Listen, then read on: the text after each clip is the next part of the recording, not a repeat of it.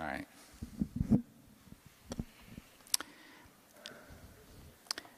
After attending Davidson College and graduating with a BS in biology, Dr. Steven Lewis spent 6 years doing basic neuroscience research. He then attended medical school at Wake Forest University, interned at Abingdon Memorial Hospital, and was a resident at neurology at Thomas Jefferson University Hospital. Board certified by the American Board of Psychiatry and Neurology, Dr. Lewis is currently self-employed in solo practice with offices in Willow Grove, Pennsylvania, and is on staff at Abingdon Memorial Hospital. Dr. Lewis has always been interested in the unusual neurological diseases and became specifically interested in the periodic paralyses when he made the diagnosis in a friend patient who had been passed around the Philadelphia medical community. She and Dr. Lewis worked together to discern a treatment regimen that works for her. He believes that disease management is best when directed in a controlled setting with frank, open discussion and a partnership between patient and physician. Clinical management of few, if any, neurological conditions can be cookbooked. In other words, each person is different and needs to be treated uniquely. Ladies and gentlemen, please welcome Dr. Steven Lewis. You want it on here? Yeah, we'll try it on there because I hate holding it. If I have to hold it, good. Here's. Yeah, that's probably there. Which one is me? There we go. Okay, it's running. Okay. So this is all new to me, kind of. So I like this little platform here because we get to keep our feet on the ground, right? So we're going to simplify things. We've seen lots of really fascinating science, really neat diagrams of, what we believe is going on here. This doesn't want to work. There we go. So again, just a quickie about me. I put the last little line on the bottom there because people do send me a lot of stuff and it ends up in a different shaped file cabinet, if you know what I mean. So if I don't know you, don't send me stuff, please.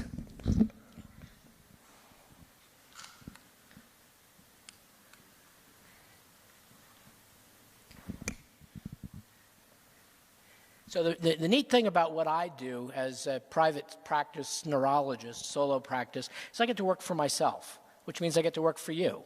I work pretty much when and how I like to. I get to spend as much time with patients as I need and consequently as much time as you need.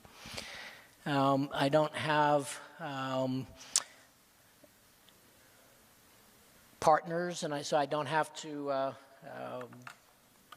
hang out with whatever they have to say. You can see there, I've got a bunch of patients now. We're somewhere up around 80.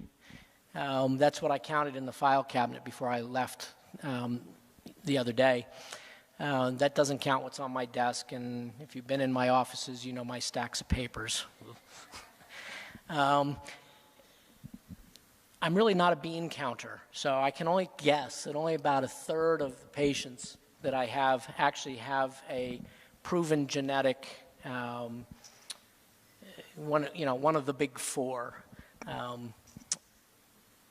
Most of the people that I've sent off for testing genetically have some glitch somewhere, and most of them are, it's amazing, 4 and 5 variants.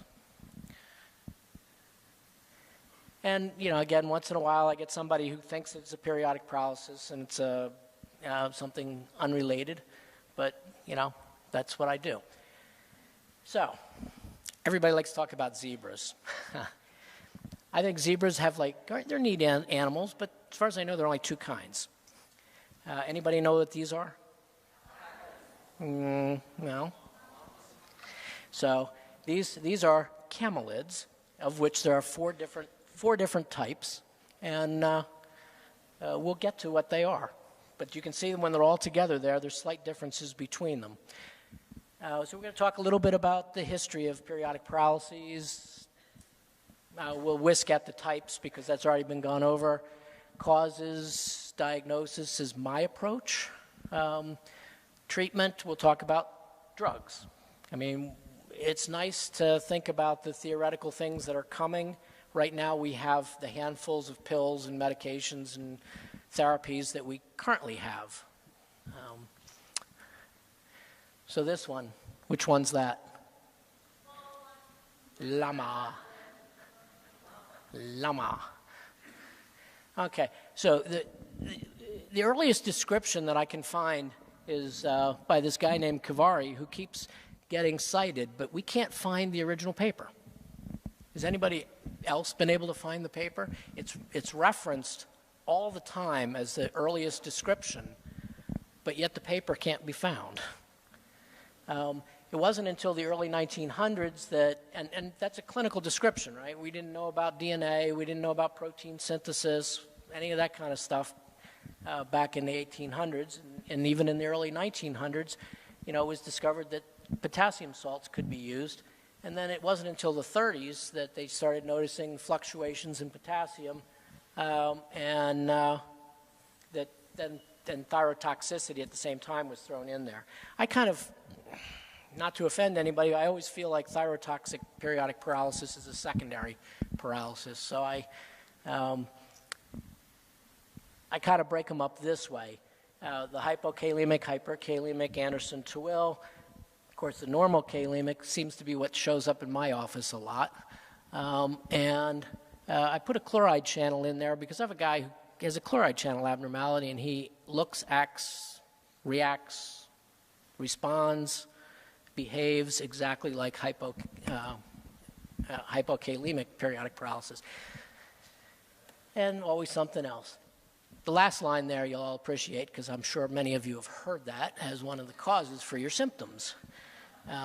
I personally, I'll stand here in front of everybody and say I think Sigmund Freud did us all a bad service by naming physical abnormalities that he didn't know what they were as psychiatric disorders. Oh, too fast. So, alpaca, a little shorter and fluffier. Genetics. We had a lot of genetics about that earlier, and again, lots of other stuff going on, and the last line, we don't know. For the clinician, again, I'm a clinician, not an academician. Most of it is, we don't know. Does it really, it doesn't make a lot of difference in what your type is to how we treat. As we said, causes often something else. So here's a wild type. Anybody know that one? National animal of Peru. Yeah, there you go. And it's felt to be the wild version of the llama, which is the domesticated. And so in the diagnosis, as I said, this is where it gets tricky. In medical school, we're taught that the diagnosis is a combination of history and physical. In neurology land, it's mostly history. There's not necessarily a lot that we learn extra from the physical exam, but nonetheless, the first thing to do is go to a physician. And I stress the physician, not that there's problems with physician extenders, nurse practitioners, PAs, but their primary benefit is in the usual and sundry medical conditions, and the unusual things is what the physician training is there to pick out. Tell them the history and try to be chronological. That means from the beginning, from your first time that you felt that something wasn't the same as everybody else, what was different? Anybody in your family, it's important. Who I usually say is their cousin Joe in the back room. You know, somebody else that nobody likes to talk about. Medical terms, doctors don't understand medical terms. And so when you throw medical terms out there in the history, I don't want to say you confuse the physician, but it makes the doctor think that you already know what there is to know. And so then why are you there?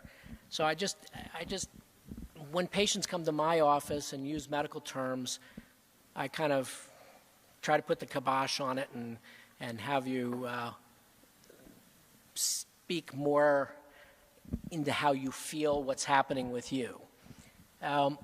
Next line there. Don't be disparaging of healthcare workers. We all try our best, I hope. And yes, many of you have been mistreated in some way or another. Many of you have gotten treatments when you insisted that you didn't need or want them. Many of you have had lack of treatment when you needed treatment.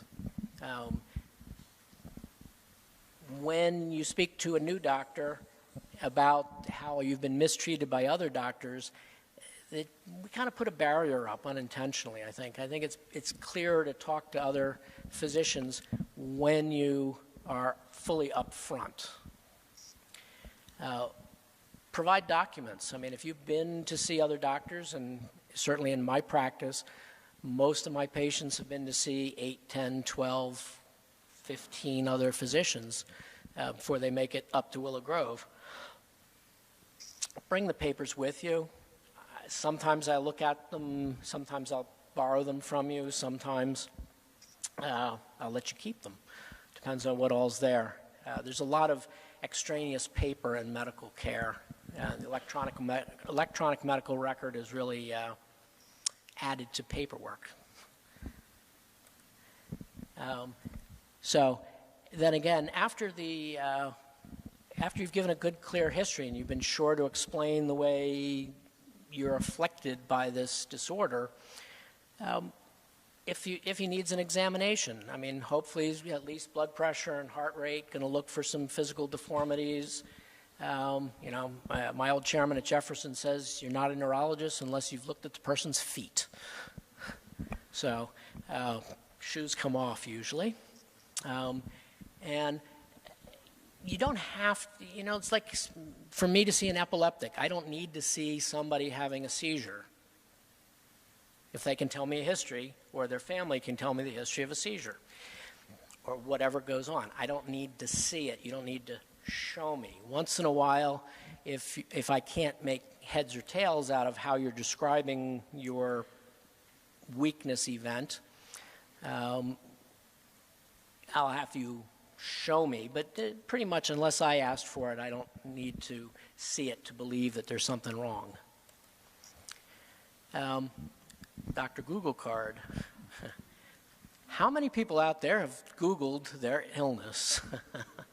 Yeah, I mean, if you haven't, you probably don't have a computer or a cell phone, or, and, you know, we like to say that, you know, your 3 minutes, 3 hours, 3 weeks on the computer doesn't match up with our 4 years in medical school.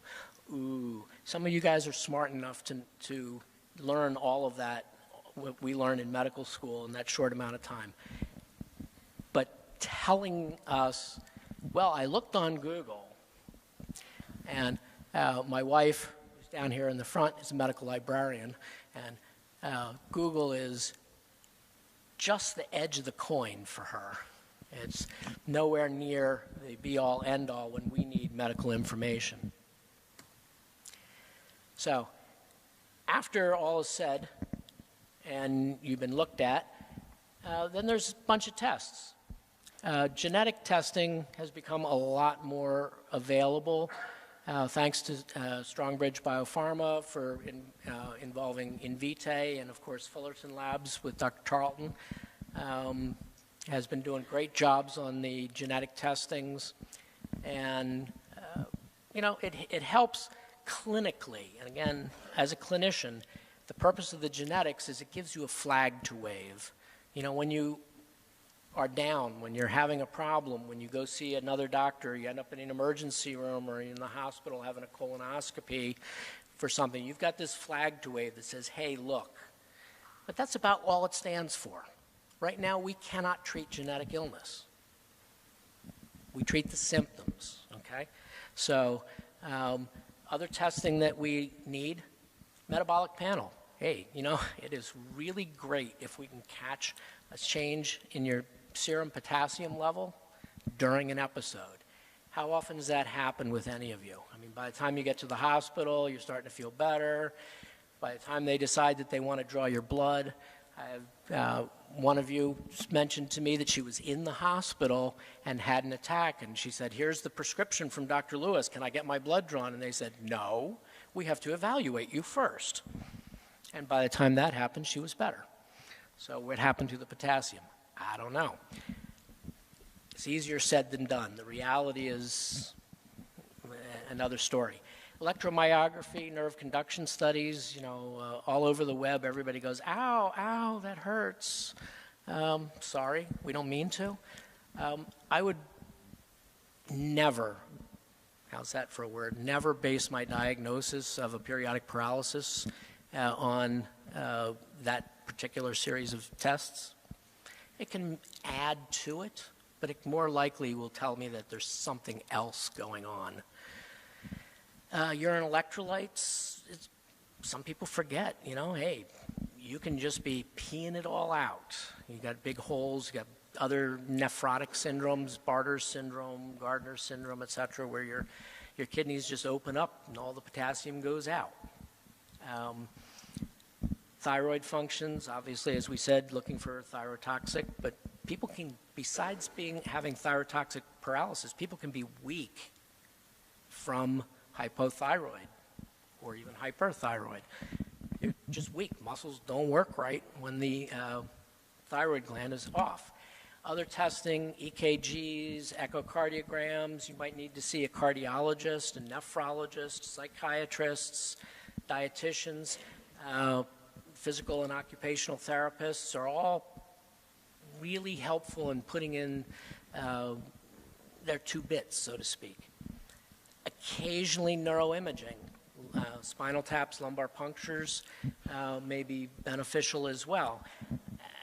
Neuroimaging, again, shows us what the brain spinal cord looks like, and that's when the examination shows me something that I didn't expect. And once in a while, again, that's the off. We're looking for other things.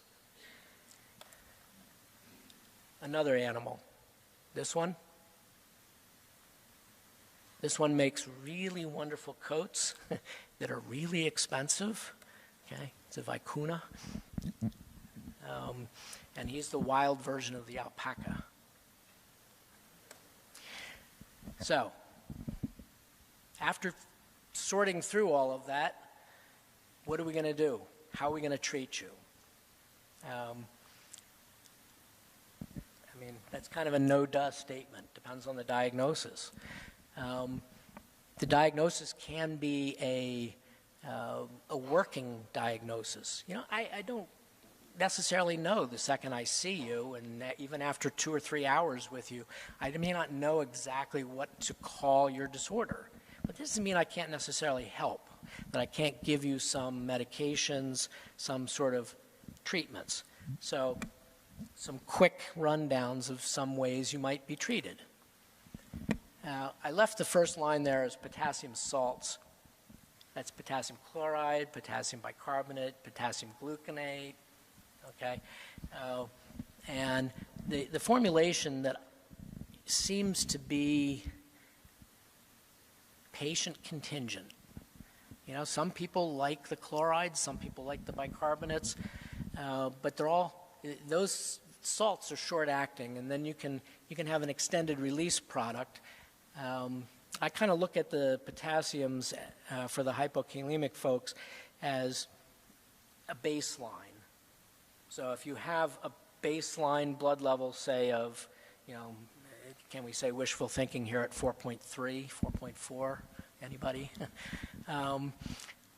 If we can hold you there and an attack comes, you're not going to fall, you don't have to fall that far. And so that the recovery period is quicker and easier. The carbonic acid anhydrase inhibitors, Keveyis, as has been mentioned, is the only drug that's labeled by the FDA for the management of the primary periodic paralyses. That doesn't mean it's the only drug that can be used, right? It really is a good drug. It's a very potent, concentrated product. I don't really want to get into the differences and the pros and cons between them suffice it to say that I have patients on everything that I'm going to show you here. Diamoxacetazolamide has been the gold standard, or at least the standard. But for me, topiramate, the drug Topamax, was the drug that got me involved in the periodic paralyses to begin with. So that patient friend that was mentioned in my bio up front was told that she had, by the mega gurus in the Philadelphia neurological community, after seeing everybody, that everything about her was compos mentis, shall we say. She was not all together upstairs, and she's about as together as I think I am. In any case, she was eventually told by somebody that she had atypical migraines and discharged. And that allowed her to come back to see me, and I said, well, if it's atypical migraine, so this is 1998 or so, I said, well, there's this drug on the market that we're using a little bit to treat migraines as before its FDA labeling for migraine control. And we put her on some Topamax, and she immediately started to get better, started to have fewer attacks. We started talking about what is it? What is it about Topamax that is helping these attacks? How does Topamax work? And we settled on this carbonic acid anhydrase inhibition. That's the enzyme that we all have in the body that helps to regulate our pH. And when you inhibit that enzyme, it makes us all a little acidic. And we've heard from speakers earlier about how that acidosis helps the recovery.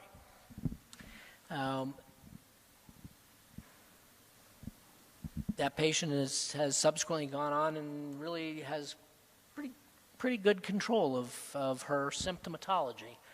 I've had other people who Topamax is a little bit, shall we say, strong. I switched over to zonisamide or Zonegran. Similar mechanism of action, but a different metabolism. It's metabolized mostly through the liver. As I say, whatever that really means to the patient. It's smoother and easier, but at the time, it only came as a higher dose pill, and it's a capsule, so it was harder to spread out. It now has lower doses so that it's easier to dose. Some people, again, despite those two therapies, still need something else to help hold the potassium at a minimum baseline. Spironolactone and eplerenone have been sort of the mainstays, but some people don't tolerate those, and amiloride and triamterene, which is harder to find. Usually you find the triamterene in diazide mixed with hydrochlorothiazide, which is a potassium-wasting diuretic, so that kind of defeats the purpose in the hypokalemic folks. So the top three get more use. The hyper folks, again, the same carbonic acid anhydrase inhibitors.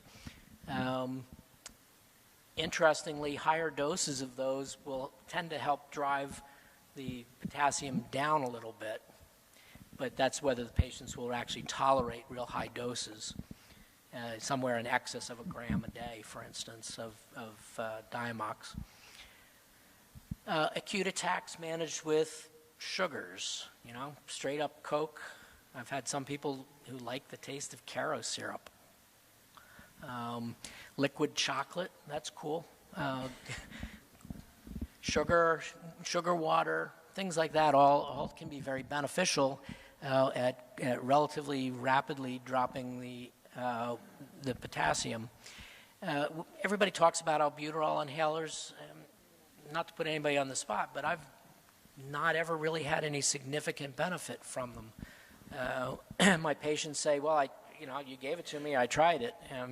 Are they not inhaling it correctly? It takes some practice to time, or else you have to get the extender piece that fits onto the end of the contraption and figure out how to suck it down at the right time and when you're feeling weak. Good. So again, albuterol is there, but I never get much use out of it. The mainstay really seems to be, the potassium wasting diuretics, hydrochlorothiazide and Lasix being the top two.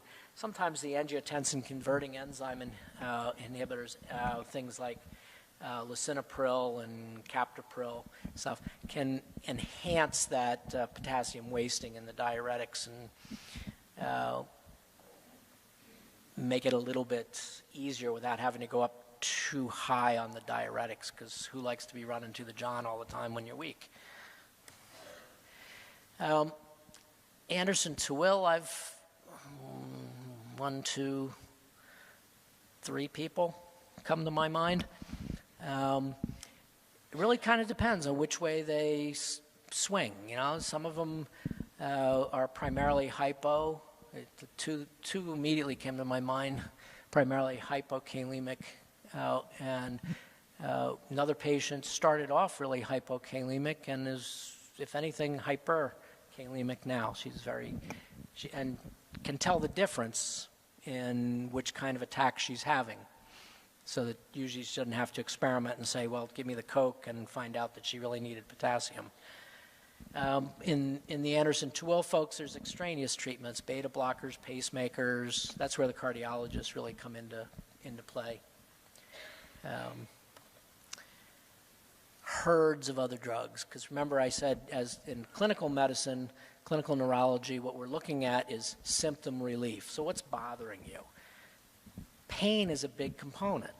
I got a phone call from a pain doctor a couple of weeks ago that he was the primary doctor taking care of a guy with a hypokalemic periodic paralysis, and his main complaint wasn't attacks of weakness, but rather this chronic pain in his muscles. A variety of things get tried. Emphasis on tried, because there's no correct answer factor here. But muscle relaxers, non-steroidal, anti-inflammatories, that's the Advil, Aleve kinds of stuff that everybody's tried. Gabapentin, Neurontin, anti-muscle spasm meds like baclofen and tizanidine or Xanaflex can be real helpful as well, particularly if there's muscle spasms are keeping you awake at night. Sleep aids, I put that in there is I've seen a person who was very, her again, use of the word paralysis is better defined as catatonia. She would freeze and stick in place and is unable to move. And there's some recent studies looking at Zolpidem or Ambien in those folks, and so she's giving that a go right at the moment. Depression can be a major component. This SSRIs, the selective serotonin reuptake inhibitors, the Zolofts, the Prozacs of the world, Lexapro I particularly like, escitalopram. I avoid these in most patients, the serotonin norepinephrine reuptake inhibitors, because the norepinephrine, another name for that is adrenaline. And I've heard a couple of people around here talking about their adrenaline sensitivity, and so, or sensitivity, excuse me. So I would kind of hesitate to enhance their adrenaline effect with those medicines. There's some people out there who, in the differential, in the list of diagnostic possibilities, I'm sure most of you have been tested for myasthenia gravis, a neuromuscular junction disorder. And one of the therapies that's used there is methadone or pyridostigmine. It kind of pretends to be acetylcholine. It kind of pretends to activate the acetylcholine receptor and allow muscles to contract, and that whole cascade of sodium and potassium shifting with chloride, et cetera, which everybody's talked about, but doesn't really matter. Some people get a lot of gastrointestinal things, and I find that the pyridostigmine has been beneficial with some gastroparesis sorts of things. It sort of stimulates the guts as a side effect, if you will. Rest is both a bane and a boon. You heard about the the warm, slowing down gradually after exercise so that you don't get an immediate flare-up afterwards, important. And I've had several of my patients actually notice that phenomenon.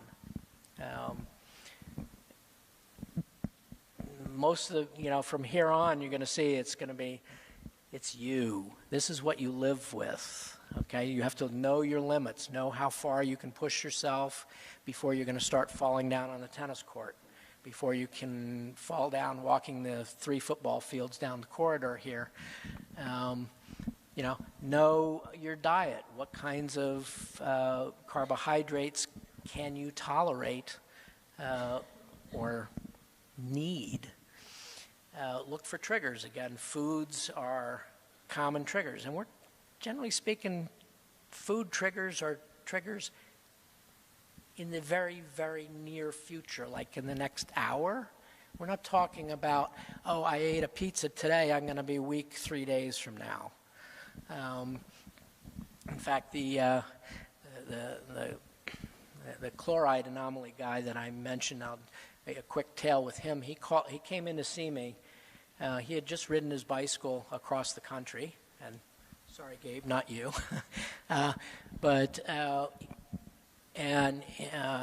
He came back and he was totally fine. He went out for a jog around his parents' neighborhood and felt this sudden overwhelming urge to sit down or he's going to plant his face on the ground. And so a guy who rides his bicycle across the country, taking a 2-mile jog around a neighborhood, I don't think he was going to get dehydrated. But yet the neighborhood cardiothoracic surgeon stopped by, picked him up, scooped him into his car, took him down to the emergency room, and they said, oh, you're dehydrated, here's some potassium, you'll feel better, which he did until his subsequent attack, which then allowed him to come in to see me. And fortunately, he just lives in Philadelphia. But in any case, he called me up one night, a couple of days after our second visit, and he said, gee, Dr. Lewis, I just went over to a friend's house, and, he was 25, 26 years old. He said, I had a couple of beers, a couple of slices of pizza, and I realized that I had a paper to finish writing. He was a graduate student. So I ran back to my apartment and up the 2 flights of stairs. This is the story of twos. And he said, I almost couldn't get my key in the lock to get back in my apartment. Okay? Example of food triggers. Hot and cold temperature, hence the warmth in here. Most of you are cold sensitive. Stress, I like to say it makes the world go round, but you have to find a way to deal with it, and sometimes that's those SSRIs that help to even that out if you can't handle it well enough on your own. So, in terms of prognosis, everybody says, what can I expect? I've seen everything. And looking around out here, I continue to see everything. I've had patients come to my office spending 8 years in a wheelchair, come to my office the second visit a few months later, walk into my office and say, oh, I left my cane in the car. Sometimes it's as simple as that, just getting the right regimen of medications that help stabilize the complaints. Most people lead productive lives, work around their triggers.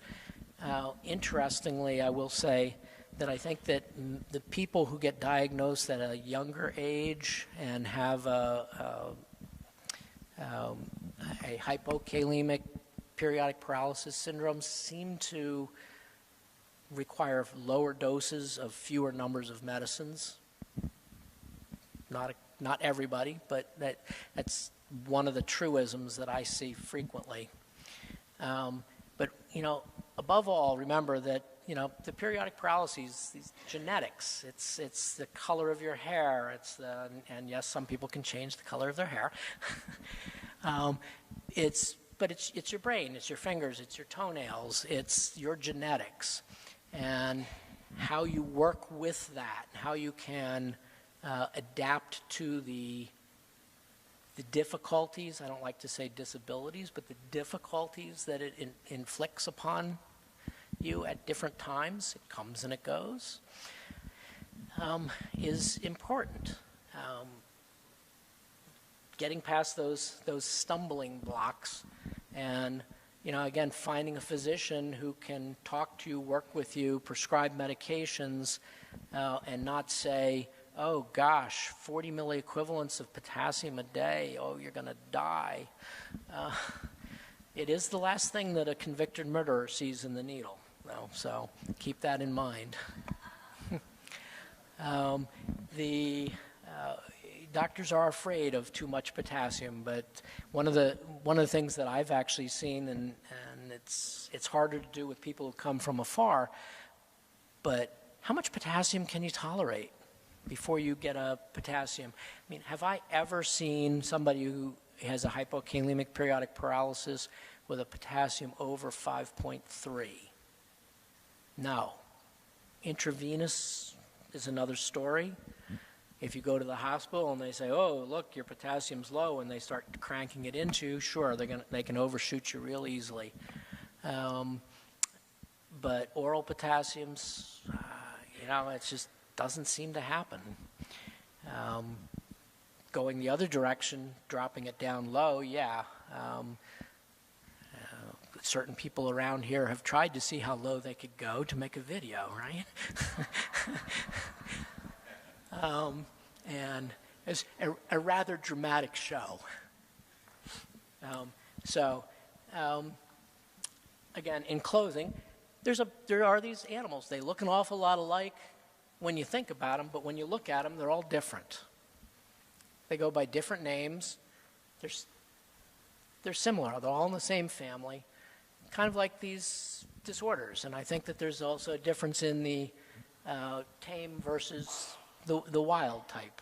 So once we get you under control, you get tamed, and we can pat you on the head like so many of these nice little doggies.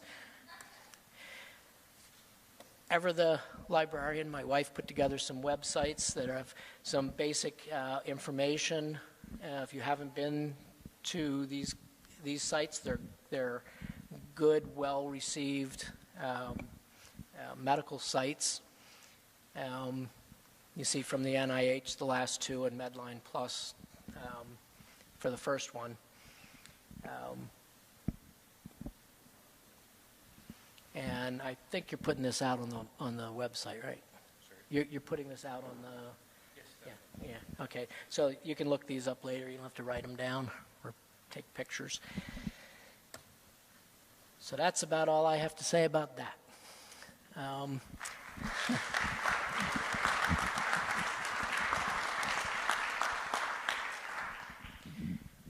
I'm sure there are questions. There's a bunch. I have a couple. So thanks for that great clinically focused talk. It kind of brings us back to very practical matters. My first of three questions is, can you talk to 3 or 4 things it might be if it's not periodic paralysis that maybe some people in the room, even they think they have periodic paralysis, but maybe they have something else. Just in terms of, opening your mind a little bit. And maybe it's not an issue for people, but... Yeah, I mean, it's interesting, though. I mean, from my perspective, again, by the time people come to me and because of you guys, most people have been to see, multiple other physicians, so they've had the tests, and it's not like, Dr. House, who comes up with a new differential and says, well, I have to do all those tests all over again. So by the time people come in to see me, the epilepsies have been excluded. How? What, by EEG? That's what I mean. So that most people have had them by the time they come see me. Like myasthenia gravis, it's just a blood test, or what? I'm sorry. MG. Oh, and for myasthenia gravis, easy thing that happens out of most of the family doctors and stuff is a test for the acetylcholine receptor antibody binding titer. There again, if that's negative and people give a good history of weakness that occurs immediately after exercise and it is improved with rest. All right, and then Bartter syndrome. I'm just going to run through the list of things in my head. So Bartter syndrome. Bartter? So it would be like, would that be urine electrolytes or? I'm sorry, I can't hear the word. Bartter? Oh, barter.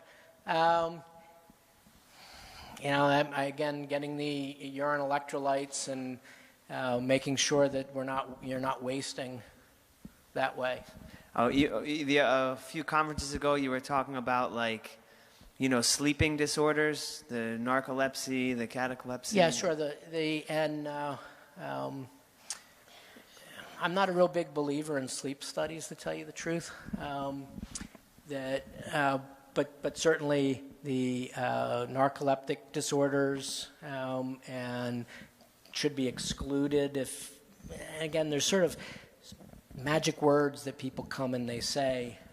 Neurology is all about magic words, and so I hate telling all my magic words.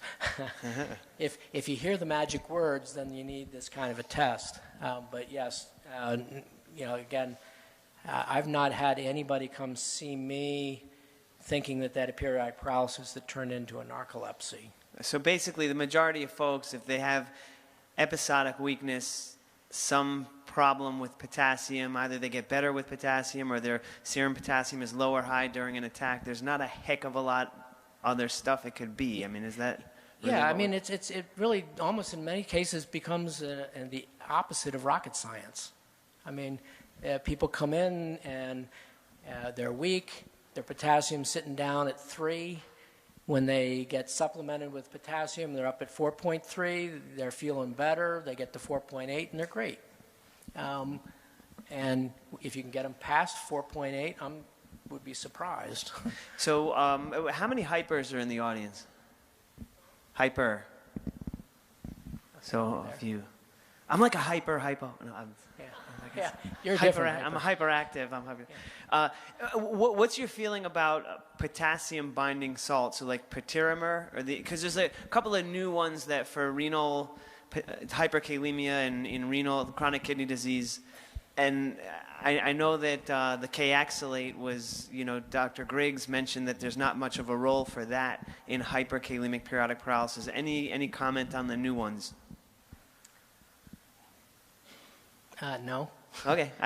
No experience with them. I haven't, again, with the percentage, if you just play the percentage game, there's so many fewer. Most of the ones that I have respond really quickly and easily just to a little hydrochlorothiazide and Coke once in a while. And role of propranolol in hypokalemic periodic paralysis? Two purposes. There's many people will get a sort of a reactive tachycardia, supraventricular tach, particularly when they're starting to feel weak, and so the propranolol will ease that. It's also, in particularly low doses, is helpful and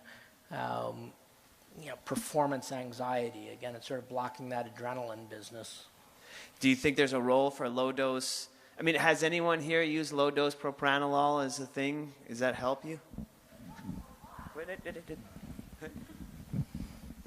I was gonna ask that question because it really helps me and it makes a lot of sense. And the doctor that prescribed it just explained that it blocks potassium from going into the cell in the same way that a lot of the other medications, or different but the same, blocks adrenaline, so helps potassium. And I don't understand why other people don't use it, because if I didn't have it, I wouldn't be nearly as functional as I am. Yeah. I don't know.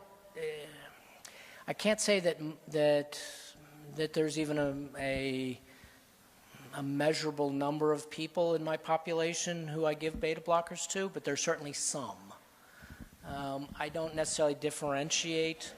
Atenolol, which is a water-soluble beta blocker, I get maybe a little bit more use out of.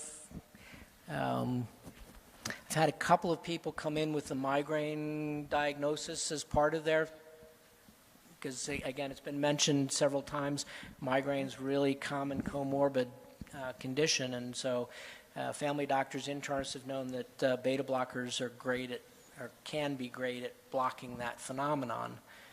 And you know, there's so many of the periodic paralysis folks who have migraines. Incidentally, I was talking to Dr. Bell yesterday, I guess, and I've put a couple of people on these new CGRP antibodies that have been out for about a year now for prevention of migraines, and they've not had any effect on their periodic paralysis attacks at all. They call back and say, my gosh, my migraine part is gone, but I still have attacks. So there's more to it. They're not that connected. Hi, Dr. Lewis. Thank you for your information. Could you talk a little bit about statins with someone that has hypokalemic periodic paralysis or paramyotonia congenita? So I caught the last part of that. Could you talk a little bit about statins with being a hypokalemic and paramyotonia congenita? For instance, I can't take them due to the muscle-soluble issue and causing the cramps and worse episodes of paralysis. You said the statins? Yes. Yes, Oh, sir. okay. Yeah. I hate the statins. Excuse me.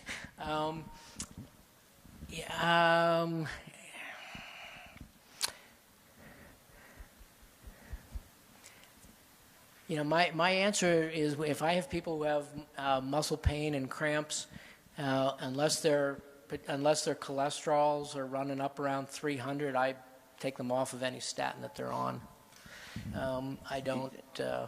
There's got to be a better reason to take a statin than they just have.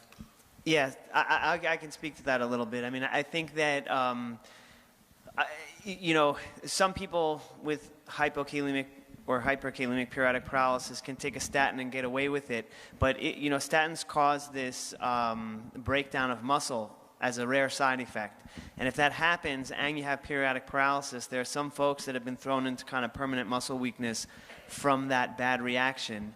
And the honest truth, and a lot of, it's not just statins, but a lot of the medicines that lower cholesterol can do that. However, there are some new antibodies, PCSK9 inhibitors. They're very expensive. They're PCSK9 inhibitors. I'm sorry? I hear prices are coming down. But anyway, regardless of price, I mean, you're already on Kaveyis, sorry. That probably would be a very safe alternative, and it knocks the cholesterol right down. So if you have high cholesterol, there's definitely technology out there now to help that. Hold on. Hi. It was difficult for them to diagnose, to differentiate between Gittleman's and periodic paralysis for me, because I was taking 240 a day of potassium. And then I'm sorry, I think I'm going to have to come out there. Okay. I'm breaking myself. No, I'm deaf and I don't hear very well. So. We'll still speak in the mic. Yeah. Okay. It was hard to differentiate between Gittleman's and periodic paralysis because I was on 240 a day of potassium, spilling it into my urine. Mm-hmm. So do you see that issue, or? I would have a nephrologist talk to me, Yeah. first of all. And, you know, kind of which came first, you know, was why the high doses of potassium. Well, they tried having me off of it for a day, and I dropped critical, so I couldn't be off of it. They tried having her off of it for a day, and she dropped, her potassium dropped, so. Yeah, if it's that easy, I mean, to me, that's your kidneys. Yeah, that's the Gittleman business. Yeah. Yeah. Some questions from a web viewer. Any special monitoring intraoperatively? Yeah, it kind of depends on how long the operation is. It's nice to get a potassium measured pre-op, intra-op if you're more than an hour, and immediately post-op. Kind of depends on whether you're general anesthesia or whether you're just conscious sedation, least harmful anesthetic. Any comments? For what? For dental work? Well, I mean, I get, yeah, that's, see, this is tricky because anesthesia is a complicated, area that I don't deal with very much. But like, it'll come to me. It starts with a propofol. They tell, Dr. Weber mentioned a couple of conferences ago, propofol, giving maybe a prophylactic beta blocker, keeping the room warm, avoiding normal saline, maybe uses lactated ringers, and making sure that if it's for hypokalemic periodic paralysis anyway, making sure the potassium is at 4. And avoiding D5W as much as possible. Obviously, your NPO, you're not eating for 12 hours before surgery. You need some glucose. It's just, so that's a tricky. Right, and I hear a lot of people doing better with Ringer's lactate, as an IV fluid. So when I get, surgeons rarely ever call me and ask me that, but that's usually the answer there. And I think that's part of, the last part of Stuart's question, I think he's saying propofol. He says propanol. Well, succinylcholine, I think, has been a bad thing for folks. Yes. So avoiding succinylcholine. Right, yeah, absolutely.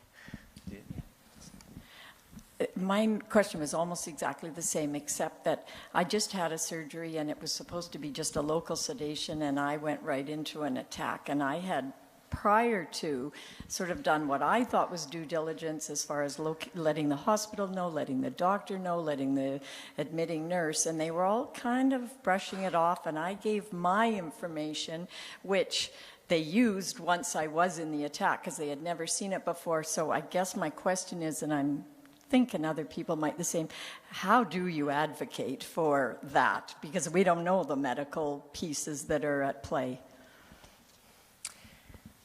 Yeah, the usual really difficult questions. How do you get your point across to somebody without slapping them in the face and saying, hey, read this information or believe what I have to tell you? It may be helpful to have a letter, if you have an established doctor who is on board with your diagnosis, get them to write a letter so that it's not you telling the anesthesiologist, it's not you telling the surgeon, it's your, at least by a letter saying, my patient has this, please call me if you have a question. It makes it a little more official. Yeah. I mean, I have gotten requests from doctors from afar, surgeons from afar saying, I'm going to do X procedure on your patient. Is there any precaution that I need to take? And, that's usually, 3 or 4 sentences. And I have just one comment. I've been waking up feeling very unrefreshed often. Is that like a thing for people? So, but in the morning when I feel unrefreshed and kind of tired, but I'm not paralyzed, but I'm just I'm like, man, if I just had 10 more minutes, so I do 10 more minutes. Man, it's like, and then you just have to get up and go to work. It's like, I just don't feel great. So I take potassium, I take 40 or 60, and it's like, I should have done that at night and just wake up very restful. And, my sister, she recently got diagnosed. She took potassium at night, and she said she had the best sleep of her life, after having that dose. So it's just was that in the short acting, the Efricay version, or the potassium chloride packets in water?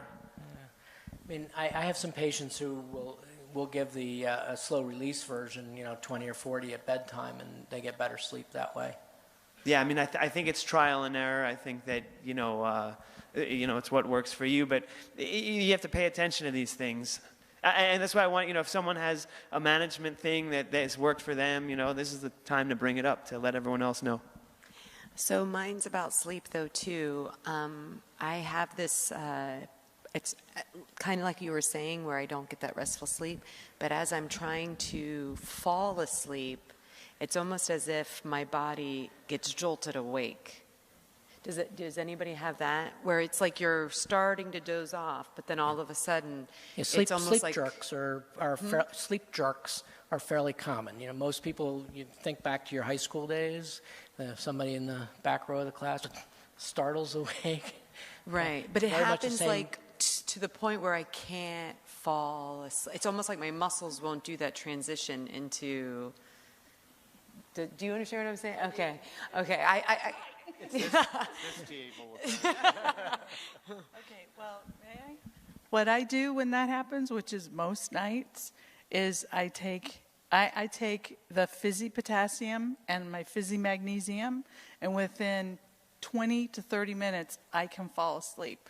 And when I wake up in the morning, like you were saying, I feel drained. I don't feel refreshed. But after I take my magnesium and potassium, so I have learned to pay closer attention to my body than before. And as soon as I realized it, and I learned that from going to biofeedback therapy. I don't know if anybody here has tried that. What happened? Did it die? Here, let's trade. No, it's really off. Yeah. So, is actually a little bit of gabapentin at bedtime too. We use gabapentin, Neurontin in treatment of restless leg syndrome, and sort of think of it as like a variation of that. I can't get still. I can't get comfortable. My muscles are too painful, and a little bit of gabapentin goes a long way because it's short-lived. Can you comment on magnesium? Everybody asks about magnesium. Gives me the runs. Aluminum stops you up. Magnesium gives you the runs.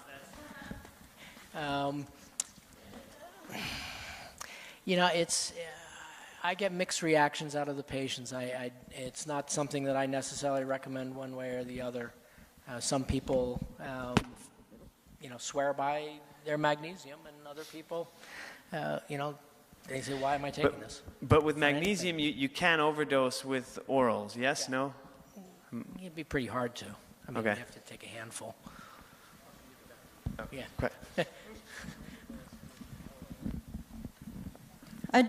I'm Marion Breslauer. I do use one unusual medication that I don't hear other people really use. It's called levocarnitine. And when I was younger, I couldn't exercise for more than 5 minutes before my muscles just would stop. It wouldn't let me exercise anymore. I'd just have a paralysis attack. And then since I've been taking the levocarnitine, I can exercise for an hour or even a little more than that before I hit that wall. Sure. Carnitine is supposed to be a transporter molecule for the mitochondrial membrane, helping to get product across for mitochondrial metabolism, which gives you your energy for for your cells to work. And there's certainly, there hasn't been any real discussion around that I've heard about mitochondrial DNA, and I'm sure that there's quite a few people in here who have some mitochondrial question marks, and so if there's some deficiency in mitochondrial genetic function, then the carnitine certainly is a good idea.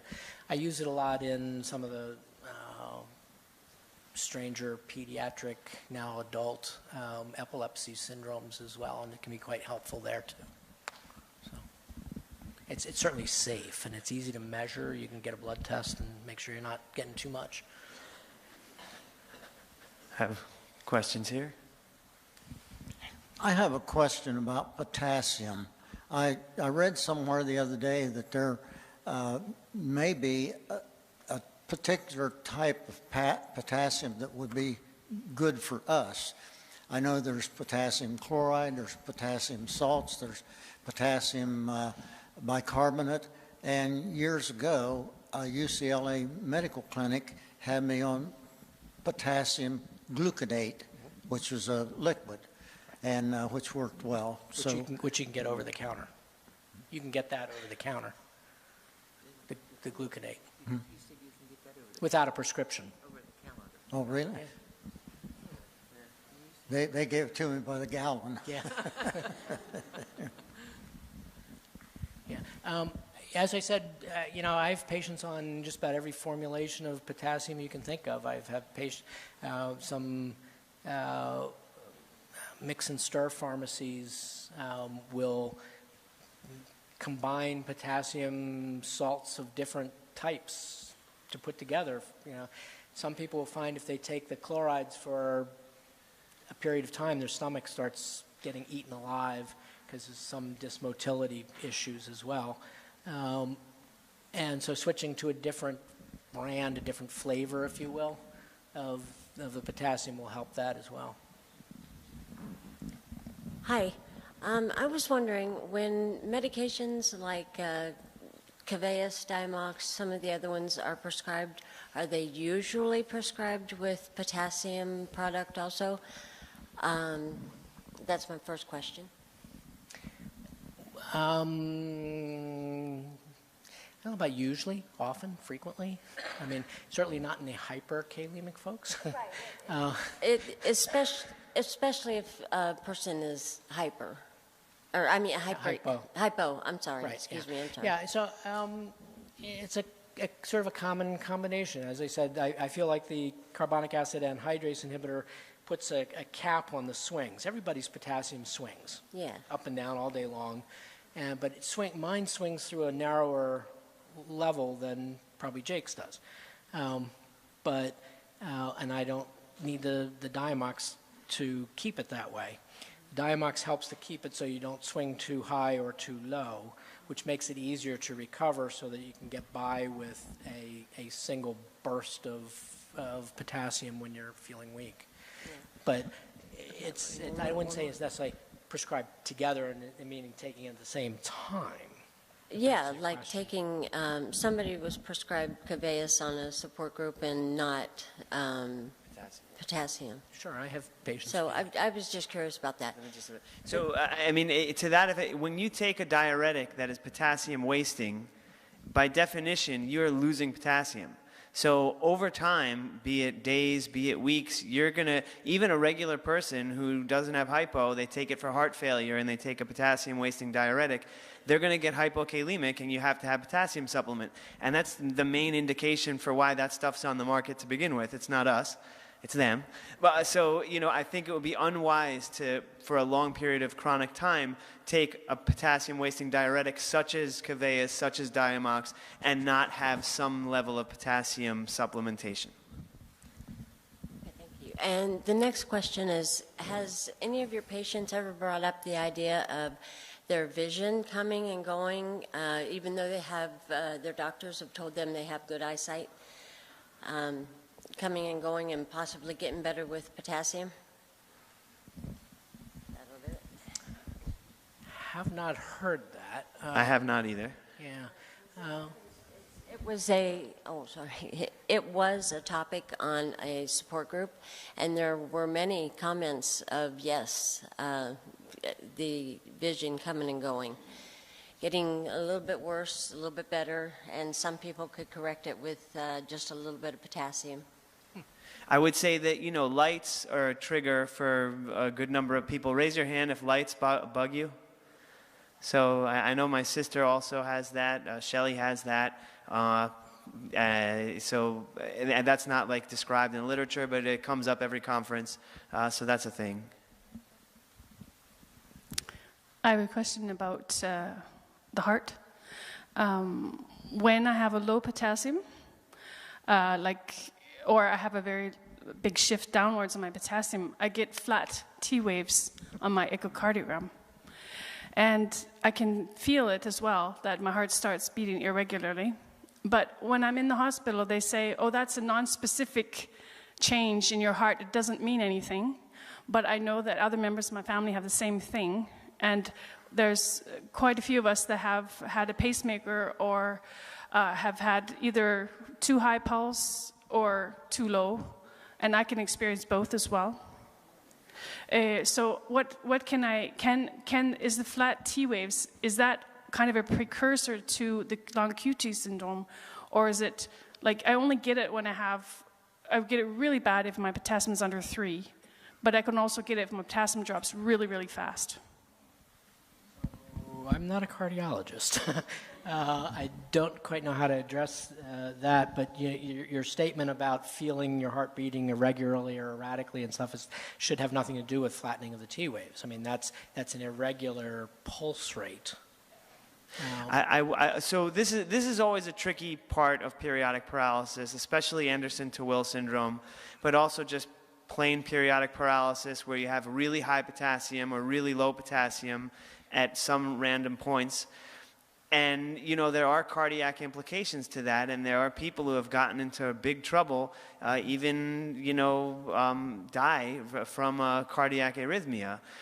It's not common, but it has happened. And the question is, if your potassium is just low and you have an attack and it's low, do you worry about having an external pacemaker or something? I mean, generally, I think mainly people don't do that. I think the issue is more if you see a cardiologist, you do a Holter monitor, you're having kind of funny beats, or someone catches some funny thing on EKG, even if it's incidentally, then you really should see a cardiologist. They have to make a decision, do they do a Holter monitor, and then, electrophysiologic studies, and decide if you need to be more aggressive or not. But it definitely needs to be in consult with a cardiologist. And what's missing at these conferences, honestly, even though very few people in the room may have it, but a cardiologist is someone who should be here too.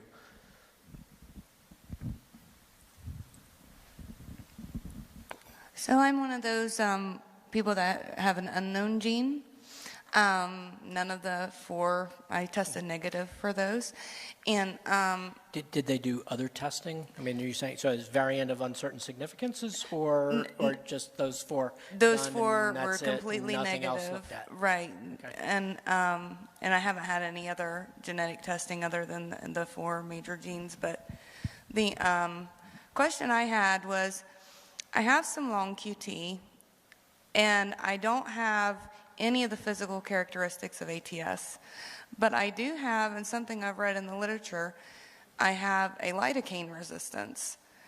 And I don't know if, since you see so many patients, if that is something that you've seen in any of your other patients, a lidocaine resistance when they don't have ATS.